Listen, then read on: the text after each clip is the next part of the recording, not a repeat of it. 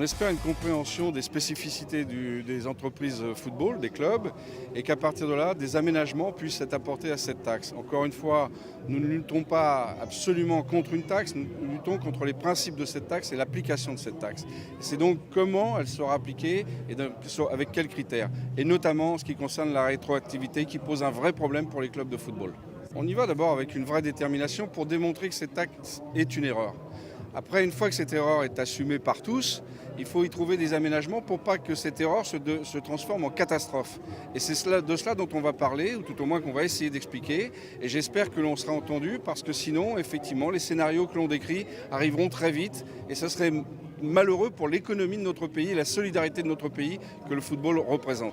Des clubs pourraient mourir, des actionnaires pourraient partir et les conséquences, je dirais, secondaires seraient encore plus désastreuses puisque ce sont les clubs de Ligue 2 notamment qui en subiraient les conséquences, mais également tout le football sur le plan national et international. Ce qui veut dire aussi qu'on retrouverait un football que malheureusement j'ai connu dans ma jeunesse des années 65-70 et surtout que je ne veux pas que cette jeunesse retrouve.